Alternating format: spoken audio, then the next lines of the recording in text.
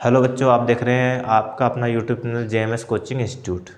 ये हमारे कक्षा 10वीं के अध्याय 12 पृष्ठीय क्षेत्रफल एवं आयतन, इसकी 4th क्लास है। इसके पहले 3 क्लास अपलोड हो चुकी है, जिसमें पहली क्लास में हमने इसके महत्वपूर्ण फॉर्मूले करवाए थे, प्लस 2 क्लासों में इसके आईएमपी क्वेश्चन करवाए है ना। इस जो आपके क्लास में अगले जो भी क्वेश्चन आप धारिता संबंधित है, आयतन संबंधित है, वो हम करवाएंगे। क्षेत्रफल और कर्व सरफेस एरिया और टोटल सरफेस एरिया से संबंधित जो भी प्रश्न है हमने पिछली वीडियो में करवा चुके हैं। ठीक है, देखें क्वेश्चन है आपका कि एक जूस बेचने वाला अपने ग्राहकों को आकृति में दर्शाए गए गिलास से जूस देता है। मतलब इस गिलास से क्या करता है, जूस देता है ना। इस गिलास का आंतरिक व्यास, अंदर वाला व्यास कितना है आपका, ये व्यास कितना दिया है आपको, 5 सेंटीमीटर दिया है ना। ठीक है, ये दिया है आपको। आगे दिया है इसकी तली क्या उभरी हुई है, इस तरह से आधे गोले के आकार की तली उभरी हुई है। ठीक है, और जो इसकी धारिता को क्या कर देती है, कम, मतलब इसके आयतन को क्या कर देती है, कम कर देती है। ठीक है, अब हमसे पूछा है इसकी ऊंचाई, पूरे गिलास की ऊंचाई दी है आपको 10 सेंटीमीटर।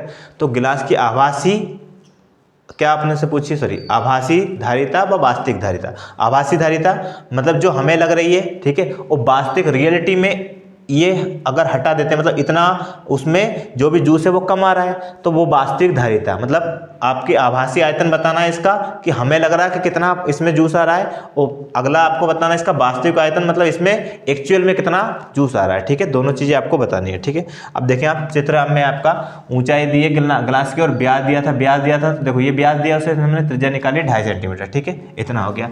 अब देखें आप यहाँ, ठीक है, देखो दिया क्या है आपको, दिया है, ठीक है ना, गिलास की ऊंचाई, गिलास कैसा है, बेलन का आकार का। ठीक है, तो ऊंचाई h बराबर आपको दिया 10 सेंटीमीटर, और ब्यास दिया था, ब्यास मतलब 2r कितना दिया था, 5 सेंटीमीटर। तो हम त्रिज्या रेडियस निकाल सकते हैं 5/2, और भाग दे देंगे कितना आ जाएगा, 2.5 सेंटीमीटर। ठीक है, अब हमें पहले चाहिए आभासी, देखो आभासी धारिता है ना, क्या आभासी, क्या चाहिए, धारिता। धारिता मतलब होता है आयतन। ठीक है, धारिता मतलब होता है आयतन, और ये है क्या, बेलन, तो बेलन का आयतन चाहिए अपने को। ठीक है, तो आभासी धारिता क्या हो जाएगी, बेलन का आयतन का फॉर्मूला होता है पाई आर स्क्वायर। क्या होता है, पाई आर स्क्वायर एच।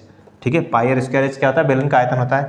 और पाई की वैल्यू आपको दी है 3.14, तो 3.14 इंटू आर का मान कितना है आपका, 2.5 इंटू 2.5। ठीक है, इंटू एच की वैल्यू कितनी है, 10।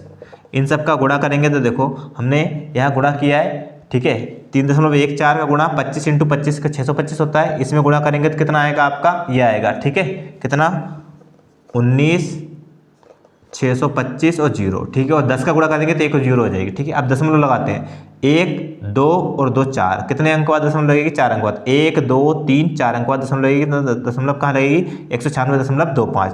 तो इसका आयतन कितना आ गया, मतलब आभासी धारिता कितनी आ गई, 196.25, और ये किसमें था, सेंटीमीटर में, तो सेंटीमीटर क्यूब। ये इसकी धारिता आ गई, इसका आयतन आ गया कितना, कि आभासी धारिता मतलब इतना इसमें जूस आ रहा है, हमें ऐसा लग रहा है, लेकिन वास्तव में क्या हो रहा है, ये जो अर्धगोला है, ठीक है, ये क्या जो नीचे तली क्या उठी हुई है, तो उतना जूस कम आएगा, किसके, इसके आयतन के बराबर। ठीक है ना, तो हमें क्या निकालना है, दूसरे में वास्तविक धारिता निकालनी। तो वास्तविक धारिता क्या हो जाएगी, वास्तविक धारिता, देखो ये कुल धारिता, मतलब हमें लग रहा है कि इतना जूस आ रहा है उसमें, लेकिन एक्चुअल में कितना जूस आ रहा है, तो कुल धारिता में से ये वाला आयतन घटा दे, क्योंकि इतना जूस कम आ रहा है, क्योंकि ये उभरा हुआ सतह है, तो यहां पर जूस नहीं आ रहा, बस जूस कितनी, इतने एरिया में आ रहा है। ठीक है, तो वास्तविक धारिता अपने को बतानी है, तो उसके लिए हम क्या करेंगे, आभासी धारिता में, आभासी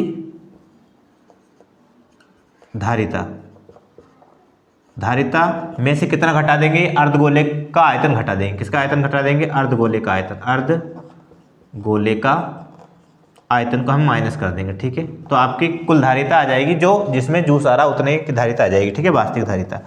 आभासी धारिता का मान कितना था आपका, 196.25, और माइनस अर्धगोले का आयतन होता है 2/3 पाई आर क्यूब। क्या होता है, पाई आर क्यूब। ठीक है, अब ये जो ऊंचाई, जो ब्यास दिया था, ये किसका दिया था आपको, बेलन का, बेलन व अर्धगोले।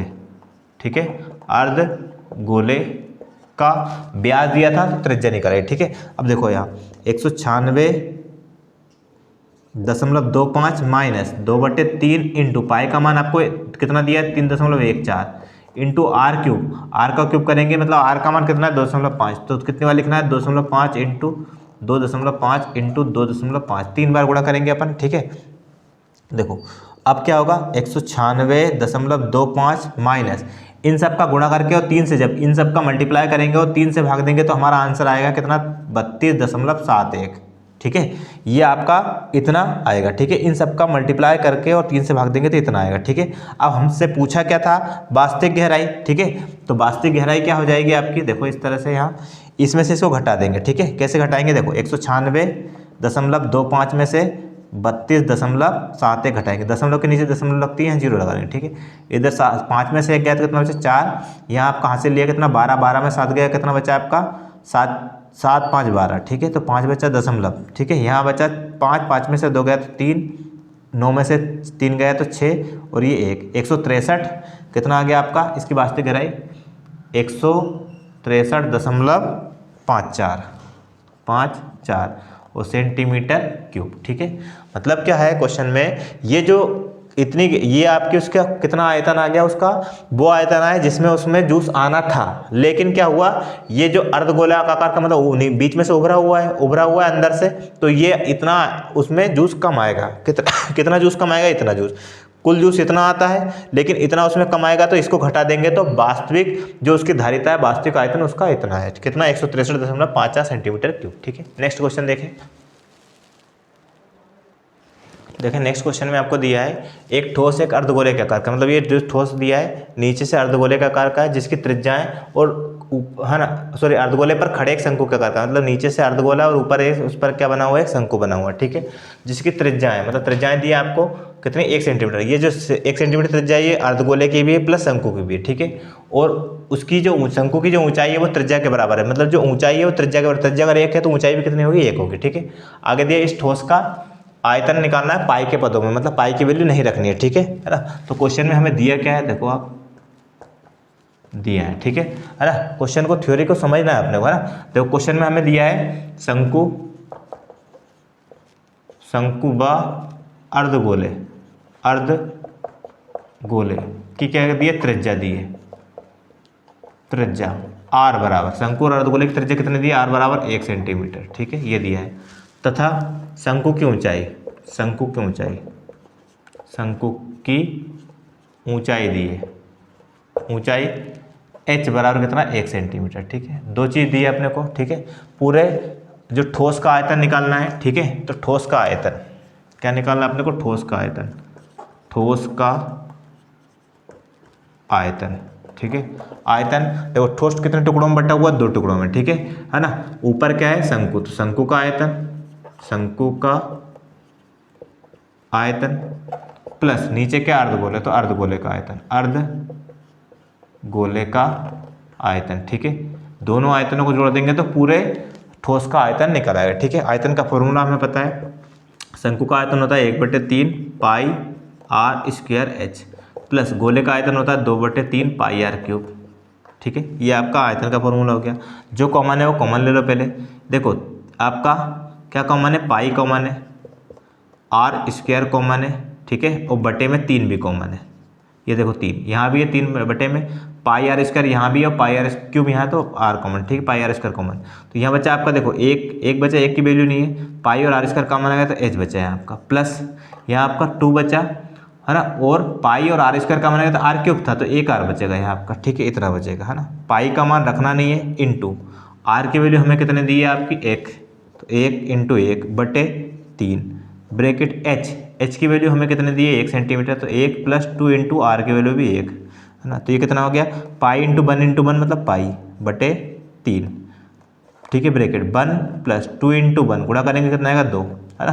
तो अगली स्टेप कितना हो जाएगी पाई/3 और इंटू 2 और 1 कितना हो गया 3, 3 से ये 3 कैंसिल हो गया, ठीक है। तो आपका आंसर पाई में आ गया कितना पाई, और आयतन है तो किस में आएगा सेंटीमीटर क्यूब में, ठीक है। तो ये पूरे ठोस का आयतन आ गया पाई सेंटीमीटर क्यूब, क्योंकि 3 से 3 कैंसिल हो गया, ठीक है, इस तरह से ना। नेक्स्ट क्वेश्चन देखते हैं।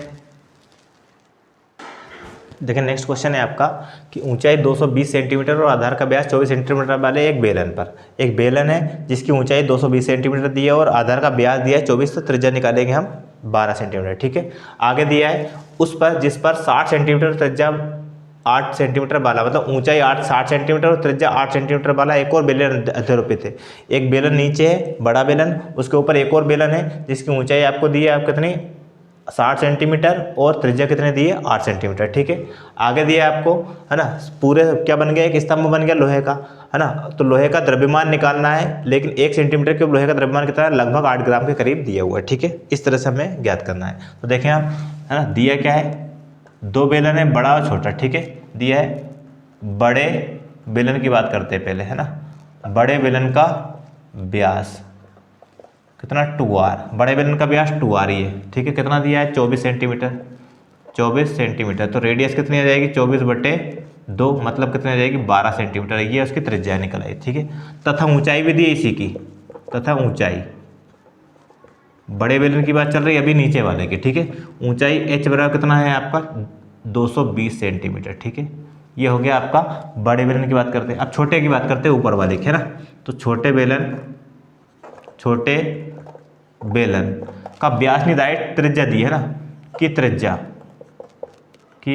त्रिज्या यहाँ आपको त्रिज्या निकल आई है, ठीक है, त्रिज्या, ठीक है। छोटे बेलन की त्रिज्या कितनी दी है आपको r1, क्यों, क्योंकि यहाँ त्रिज्या अलग है और यहाँ त्रिज्या अलग है, इसलिए हमने r1 नाम दिया, ठीक है। कितनी है 8 सेंटीमीटर। तथा इसका क्या दी ऊंचाई, इसी की ऊंचाई, है ना, छोटे बेलन की ऊंचाई, ये देखो ये ऊंचाई अलग है, ये ऊंचाई अलग है, इसलिए अलग अलग नाम देना पड़ेगा, इसलिए इसको इस नाम दे दिया, कितना 60 सेंटीमीटर, ठीक है।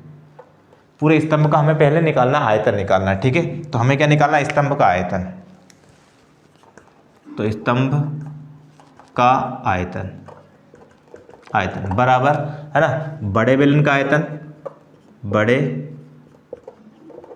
बेलन का आयतन प्लस छोटे बेलन का आयतन, ठीक है।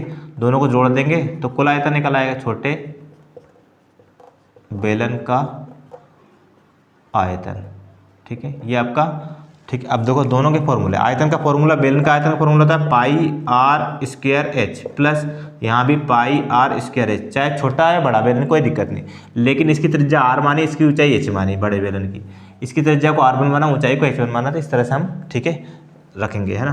पाई को हम कॉमन लेंगे, क्योंकि दोनों जगह पाई कॉमन है। अब r है और यहाँ r1 है, अलग अलग है, इसलिए कॉमन नहीं लेंगे, तो r का स्क्वायर h प्लस यहाँ r1 का स्क्वायर h1, ठीक है, ये हो गया।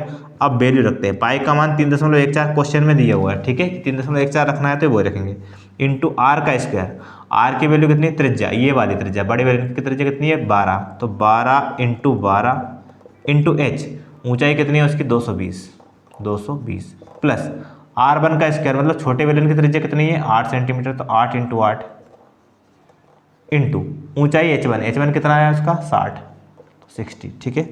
अब 3.14 ब्रैकेट, 12 इंटू 12 होता है 144, ठीक है, कितना होगा 144 इंटू 220 का गुणा कर देते हैं, मतलब 22 से गुणा कर देते हैं, ठीक है। तो देखो ये आएगा आपका 0, ठीक है, 0 ये लगा लिया। अब 22 से गुणा करते हैं ना, 22 से 88 का 8 हासिल का 8, और 22 से 88 और 8 कितना हो गया 88, 89, 90, 96 का 6 हासिल के 9, और 22 से कम 22 और 9 कितने होते हैं आपके 31, ठीक है। इतना आ गया, कितना आ गया 31680, इन सब का गुणा करने पर इतना आया, प्लस 8 इंटू 8 कितना होता है 64 गुणा किस में करेंगे 60 में, तो 60 का 0 हमने लगा लिया। आप 6 का गुणा करते हैं, 6 24 का 4 हासिल का 2, 6 36 और 37 38, कितना आ गया आपका 3840, ठीक है। 6 24 का 4 हासिल का 2, 6 36 और 2 38, ठीक। इस तरह से आपका ये आएगा, है ना, इनका, है ना, गुणा करने पर 3.14 इंटू, इनको जोड़ेंगे 0 और 0 हो गया, 8 और 4 कितना हो गया 12 का 2 हासिल का 1 हो गया, ठीक है। ये 4 और 8 है ना, 12 का 2 हासिल का 1, ये 8 तीसरे नंबर का, और ये 8 से 14 और 1 हासिल का 1 आया था 15 का 5 हासिल का कितना आ गया 1, ठीक है। 1 और 3 4 और 1 हासिल का 5, और ये आपका 3, ठीक है, इतना आ गया। अब इनका मल्टीप्लाई कर देते हैं, ठीक है, गुणा करते हैं तो कितना आता है, देखें अपन, देखो इस तरह से देखें आप, देखिए गुणा करने पर आता है आपका ये, है ना, मल्टीप्लाई करके देख लिया हमने, ठीक है। कितना आएगा 1 1 1 5 3 2 8 और 0, ठीक है, इतना आएगा आपका। इनका मल्टीप्लाई करने पर, गुणा करने पर, ठीक है। लेकिन दशमलव देखो 2 अंक बाद दशमलव है, 2 अंक बाद दशमलव यहाँ लग जाएगी, ठीक है, यहाँ ठीक है। तो इतना आ गया आपका, ये किस में आया आपका सेंटीमीटर क्यूब में। ये तो आपका पूरे स्तंभ का आयतन आ गया। अब देखें आगे, 1 सेंटीमीटर क्यूब लोहे का द्रव्यमान कितना है 8 ग्राम। चूँकि 1 सेंटीमीटर क्यूब है ना लोहे का द्रव्यमान बराबर कितना है 8 ग्राम, ठीक है। 8 ग्राम हमें कितने का निकालना है, इतने का निकालना है। इसलिए कितने का निकालना है 1 1 1 5 3 2 8 2.8, ठीक है। दशमलव का जीरो की वैल्यू नहीं है। सेंटीमीटर क्यूब लोहे का द्रव्यमान मान बराबर कितना हो जाएगा, देखो 1 का दिया है 8, तो इसका निकालना है इतने का, तो गुणा कर देंगे कितना 1 1 1 5 3 2.8 इंटू किसका 8 का गुणा कर देते हैं, ठीक है। कितना हो जाएगा आपका 8 8 64 के 4 हासिल का 6, ठीक है। 8 दूना 16 16 8 दूना 16 16 और 6 कितना हो गया 22 के 2 हासिल के 2 हो गए, ठीक है ना। 8 3 24 24 और हासिल के 2 25 26 के 6 हासिल के 2 हो गए। 8 5 40 40 और 2 42 के 2 हासिल के 4 हो गए, है ना। 8 का 8 4 12 के 2 हासिल का 1, ठीक है। 1 8 का 8 और 1 9 और 8, ठीक है। इतना हो गया। दशमलव कितने अंक बाद लगेगी 1 अंक बाद। तो ये आपका सेंटीमीटर क्यूब में आया, सॉरी ग्राम में आया। किस में आया ग्राम में, ठीक है। इतना आ गया। लेकिन अगर हमारा आंसर किस में होगा किलोग्राम में, ठीक है। किलोग्राम में हम बदल सकते हैं, देखो किस तरह से बदलेंगे इसको, है ना। ये आपका किस में आया ग्राम में आया है। अब यहाँ लिखेंगे हम चूंकि क्या 1 kg 1 किलोग्राम बराबर कितना होता है 1000 ग्राम, ठीक है। कितना होता है 1000 ग्राम, ठीक। लेकिन है ना थोड़ा ध्यान देना, सेंटीमीटर क्यूब था, ठीक है। 1 सेंटीमीटर क्यूब, देखो ये आपका कितना है 1 सेंटीमीटर क्यूब लोहे का द्रव्यमान कितना 8 ग्राम है। तो कितने सेंटीमीटर क्यूब का निकाल रहे थे, इसका निकाल रहे थे, इतना आया आपका, ठीक है ना। अब हमें किस में बदलना है, इसको किलोग्राम में बदलना है। तो देखो अगर किलोग्राम से ग्राम बदलते हैं तो गुणा करते हैं, और ग्राम से किलोग्राम में बदलते हैं तो भाग देते हैं। क्या करते हैं भाग देते हैं। हम इसमें किससे भाग देते हैं 1000 से। तो 8 9 2 2 6 2.4 बटे इसमें किससे भाग देते हैं 1000 से। अगर भाग देंगे तो 1 ग्राम किस में बदल जाएगा केजी में बदल जाएगा, किलोग्राम बदल जाएगा। अब देखो कितने जीरो है इसमें 3 जीरो है, मतलब 3 अंक बाद दशमलव लगेगी। पहले से 1 अंक बाद लगी हुई है, 3 हो रही है, मतलब यहाँ लगेगी, ठीक है। कितने 892.2624 kg, ठीक है। पूरे स्तंभ का जो भार है वो कितना होगा 892.2624 kg होगा, ठीक है। इस तरह से इनको सोल्व करेंगे। अब नेक्स्ट क्वेश्चन जो भी बचे वो अगली क्लास में करते हैं। धन्यवाद।